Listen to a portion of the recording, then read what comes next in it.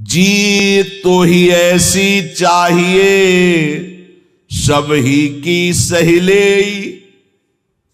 घट घट में प्रभु रमि रहो उत्तर का को देहि। ऐ भक्त हृदय, प्रेमी हृदय, तुझे ऐसा चाहिए कि तुझे सबकी सह लेना चाहिए। किसी को उत्तर मत दो। कोई तुम्हें गाली दे रहा है, निंदा कर रहा है, अपमान कर रहा है, चुपचाप सह जाओ। क्यों? घट घट में मेरा प्रभु रमा हुआ है, वही मुझे पुष्ट करने के लिए ये अपमान, ये निरादर, ये निंदा आदि की लीलाएं कर रहा है। शांत भाव से सह जाओ, आप महान बन जाओगे। महान वही हुआ जो सह गया, जो सह नहीं गया वही टूट गया, वही विषयी हो जाता है। जीत तो ही ऐसी चाहिए सब ही की सहिले, घट घट में प्रभु रमि रहो उत्तर का को दे। कितना सहूं, कितना सहूं, कब तक सहूं? तो बोले एक बार तो मरना ही है ना, मृत्यु तो एक बार आएगी ना, मरने तक सह लो। देखो, तन छुट बेलो हद है सहिले मन धरि धीर। अये धैर्यवान उपासक, बहुत से बहुत शरीर ही छूट जाएगा, वो तो एक बार छोड़ना ही है, दो बार तो नहीं छोड़ना, और वो अपने नियत समय पे छूटेगा। चुपचाप सह लो। जैसा लिखा है ऐसा महापुरुषों के जीवन में पाया गया। तन छुट बेलो हद है सहिले मन धरि धीर, क्यों इतनी ममता करे कोटिन छाड़े शरीर। करोड़ों शरीर छोड़ चुके हो, एक बार प्रभु के लिए इस शरीर की ममता छोड़ दो। जैसा विधान हो चुपचाप उसे सहो। देखो उन्नति हो जाएगी, आपकी अध्यात्म उन्नति हो जाएगी। क्यों काहू को बावरो अपनो दुख बताए। गांठ बांध लो।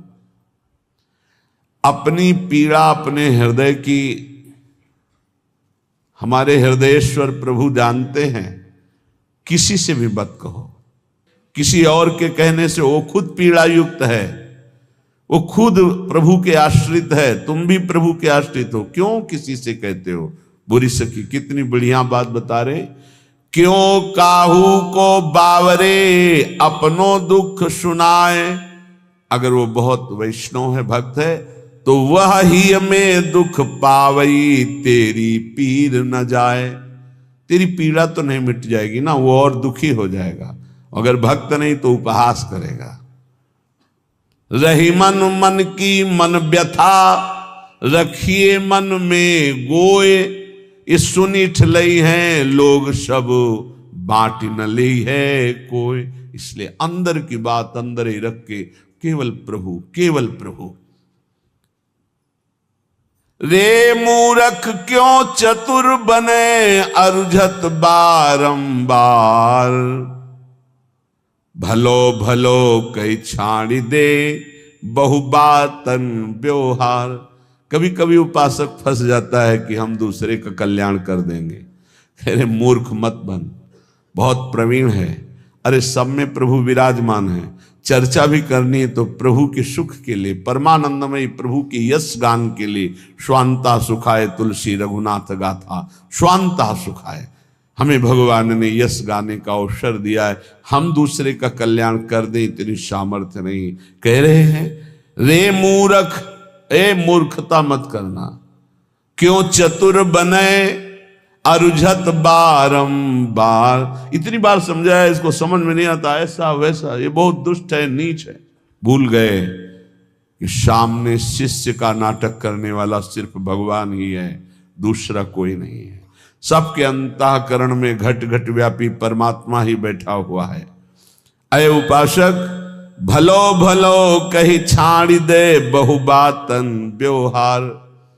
ये चार लोग तुम्हें बहुत अच्छा कहें, ये व्यवहार में मत उतरो, व्यवहार छोड़ दो। हठ करी पक्ष न रोपिए नहीं करिए उपदेश, सब सो नम नीचे रहो। ये बहुत बड़ी बात है। अपना कहीं भी किसी भी तरह का अभिमान जागृत न हो। सब सोनम नीचे रहो छाणी बलप्पन लेस, कोई अपने अंदर बड़प्पन लेस मात्र भी नहीं।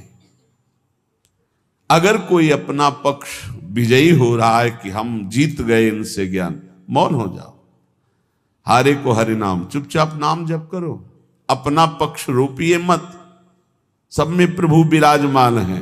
सब सोनम नीचे रहो छाणी बड़प्पन लेस, सब ज्ञानी सब ही चतुर उर प्रेरक हित चंद, काहे करे सो सब भली तू न बोल मति मंद। अय उपासक यदि भगवत प्रेम प्राप्त करना चाहता है तो ऐसा मान सब ज्ञानी सब चतुर हैं, सबको भगवान प्रेरित करते हैं। जो जैसे चल रहा है बढ़िया है, किसी की निंदा नहीं, किसी का अपमान नहीं, किसी का दोष दर्शन नहीं। तू बोल मत, किसी की निंदा मत कर, धैर्य पूर्वक केवल अपने भजन में रहे, फिर तेरे अंदर प्रेम प्रकाशित होगा। कठिन पीर है प्रेम की बिरला जाने ताहि, और जे जाने ते कहे नहीं सहे सराही सराही। प्रेम ये जानने में आने वाला विषय नहीं, इसीलिए कभी प्रेमी कोई अनुभव नहीं होता कि मैं प्रेमी हूं, मेरे में प्रेम बढ़ रहा है। अगर ऐसा अनुभव तो अहंकार बढ़ रहा है, प्रेम नहीं। कभी ज्ञानी को यह ज्ञान नहीं होता कि मैं परम ज्ञानी हूं, मैं पूर्ण बोधवान हूं, कभी नहीं होता। और मैं अज्ञानी हूं, मुझे बोध नहीं, ऐसा भी नहीं होता। ना वो ये बोल सकता है कि मुझे पूर्ण बोध हो चुका है, क्योंकि ये किसको बोध हो रहा है? अहंकार को। और ये भी नहीं कहा जा सकता कि मैं अधूरा हूं, ना अधूरा ना पूरा, वही सच्चा पूरा। वैदिक सिद्धांत की बात। ऐसे ही प्रेम में कभी पूर्णिमा नहीं होती।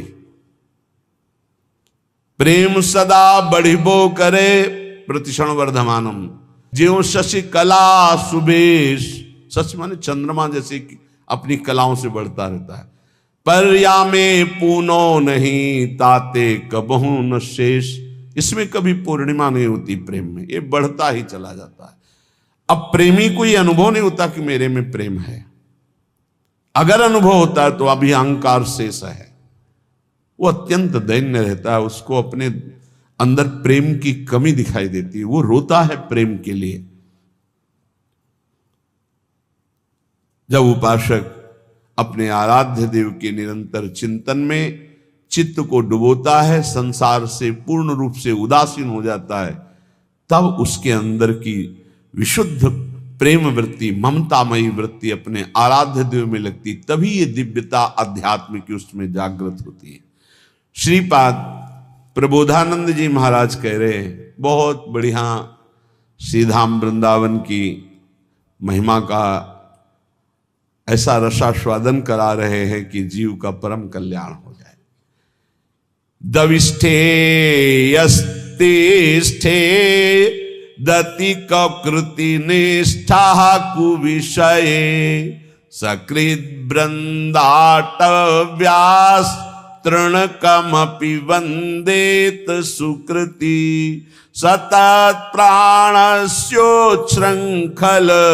निखिल शक्ति करुणया ध्रुवम देह शांति हरिपदमलभ्यंच लभते।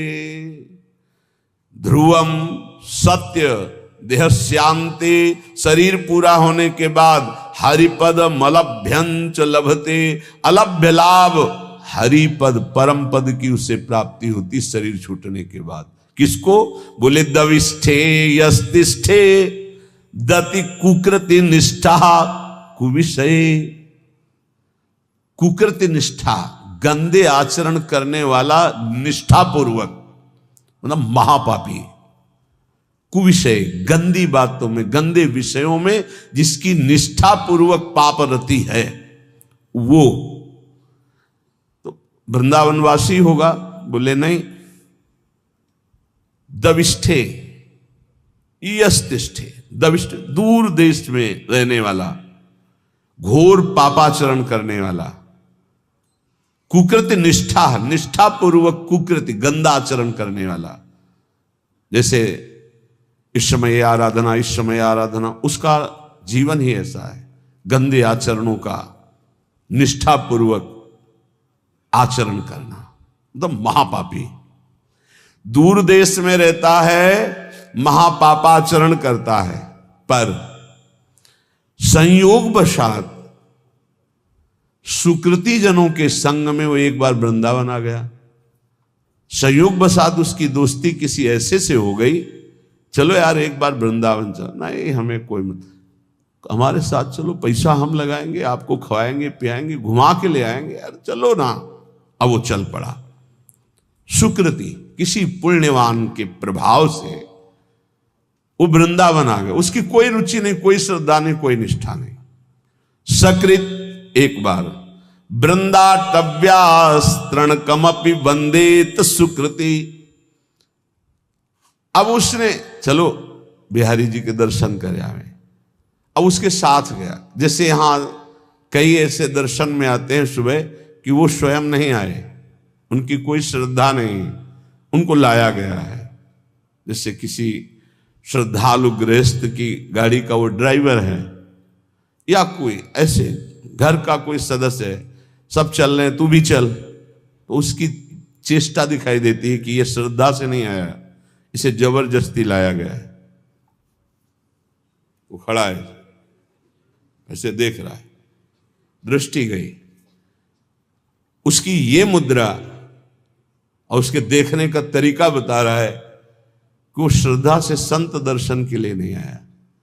क्योंकि हजारों हृदयों में जो उल्लास दिखाई देता है, राधा राधा नाच रहे, रो रहे, उत्साहित हो रहे, उसमें कोई फर्क नहीं, लेकिन उसका पुण्य उदय हो गया।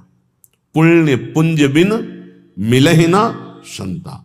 क्या पुण्य उदय हुआ कि उसकी नौकरी लग गई ऐसे परिवार में जो भक्त है, वो ड्राइवर है, या उसका जन्म हुआ ऐसे परिवार में जो भक्त है पर वो बिल्कुल अभक्त है, उसके कोई न संत में श्रद्धा है न भगवान में श्रद्धा है, पर उसके कल्याण का योग बन गया। श्री धाम वृंदावन आया, और यहां तो कह रहे वृंदाटव्यास तृण कमपि, एक तृण तिनका, उसमें भी उसकी नमन क्रिया हो गई, प्रणाम कर लिया। तो उसने प्रणाम नहीं किया। कईयों को देखा कि जब दृष्टि में दृष्टि मिला के तुमको अपने आप ऐसे वो यंत्रवत ऐसे होना पड़ेगा तुम्हें, और जिनकी उपेक्षा कर दी गई, मंगल ही होगा तुम्हारा। आए हो किसी भी भाव से खड़े हो, तुम्हारा मंगल ही होगा। अब यहां से अमोघस्य, अब उनके जीवन का उत्थान शुरू हो गया। एक तृण की वंदना कर दे, एक तृण की वंदना, वृंदावन के एक तिनके को प्रणाम कर ले। इसलिए उद्धव जी ने कहा मुझे तृण बना दो, गुल्म लता औषधि बना दो। सकृत वृंदाटव्यास तृणकमपि वंदेत सुकृति। एक बार वृंदावन आ गया और एक बार ऐसे ही प्रणाम कर लिया किसी लता को, संत को, बिहारी जी के दर्शन कर ऐसे ही कर लिया, ऐसे। वो बड़े कृपालु है, कृपा समुद्र है। तुम खड़े तो हो ना, इतना ही काफी है। तुम क्या देखने के लिए खड़े हो ये हम नहीं देख रहे हैं, तुम खड़े हो, आकर खड़े हो, दरबार में आ गए श्री जी के, और किसी भी भाव से आए हो तो तुम्हारे भाव का प्रभाव नहीं है। यहां सत्तारणीकृत स्वभाव उनके स्वभाव का, तुम्हारे भाव का नहीं। वृंदावन ही प्रभाव सुन अपनो ही गुण देत, अपना प्रभाव करेगा वृंदावन। ये अगर श्लोक सुनने को मिल जाए तो हमारी प्रार्थना है, जहां जहां तक कान में शब्द जाए। यहां जो बैठे हैं उनके तो भाग्य की क्या सराहना, लेकिन जिन्होंने कभी वृंदावन दर्शन नहीं किया, एक बार जरूर आ जाना, एक बार जरूर दर्शन कर जाना प्रभु के। इस धाम में एक बार जरूर घूम जाना, यहाँ की हवा लग जाए तो तुम्हारी संसार की हवा जितनी है वो तुम्हारी दुर्गति नहीं कर पाएगी। ये श्लोक मतलब अहोभाग्य जो महापुरुषों ने धाम की ऐसी महिमा को देखा और वर्णन किया। कह रहे दविष्ठे बाहर दूर देश में रहता है, यस्तिष्ठे दति कुकृत निष्ठा कुविषये, गंदे आचरणों की निष्ठा पूर्वक पापाचरण करता है। और सकृत एक बार किसी सुकृति जन के संग वृंदावन आ गया और वंदे तृणकमपि, एक तृण की, लता की, बिहारी जू की, संत की, ब्रज किसी की भी वंदना कर दी, प्रणाम कर दिया, तो बोले सतत प्राणस्योच श्रृंखल निखिल सकते करुणया ध्रुवम देहस्यांते हरिपदमलभ्यंच लभते। जिनका वृंदावन है वो बहुत करुणामयी है और अखिल शक्ति संपन्न भगवान उनके चरणों में झुके हुए हैं। हमारी लाडली जू बोले वो अपनी कृपा करती हैं इस धाम में आने वाले के ऊपर। तो तत्प्राणस्योच श्रृंखल, जिस समय उसके प्राण निकलेंगे तो ध्रुवम, ध्रुव माने परम सत्य, देहस्यांते, देह छूटने के बाद हरिपद मलभ्यंच लभते, वो हरिपद को प्राप्त हो जाएगा, फिर आप वृंदावन वासी हो। तभी हम कई बार कहा है कि अगर 100-200 बार मोक्ष मुक्ति होती तो आराम से हो जाती, अपने पास इतनी रकम है नहीं। राधाना एक हरिपद कमल अभ्यंच लभते, अलभ्य लाभ, उसे हरिपद की प्राप्ति हो जाएगी। घोर पापी यदि एक बार वृंदावन आ जाए। और हमें इस बात पर विश्वास करना चाहिए कि भगवान का नाम, भगवान के रूप, भगवान की लीला, भगवान का धाम ये बड़े महिमामय है। अजामिल जीवन भर पाप किया, अपने बेटे के बहाने उच्चारण किया नारायण, तो परम पद मिल गया ना।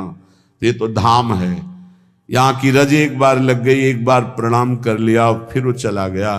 तो निष्ठा पूर्वक पाप करने वाला जब शरीर छोड़ेगा तो सातत प्राणस्योच श्रृंखल निखिल सकते, निखिल शक्तियों के स्वामी भगवान श्री हरि, जिनके अधीन जाके अधीन सदा सांवरो, वो करुणया, वो करुणा की मूर्ति लाडली जू कि एक बार वृंदा सखी ने देखा कि धाम की सीमा में प्रवेश हुआ, मेरी लाडली जू का एक कृपा पात्र हो गया। तो अब वो कहीं भी जाके जब शरीर छूटेगा तत्प्राणस्य श्रृंखल, तो करुणया, श्री जी की करुणा से उसका शरीर जब अंत में होगा तो हरिपद मलभ्यंच लभते, अलभ्य लाभ, उसे भगवत प्राप्ति हो जाएगी।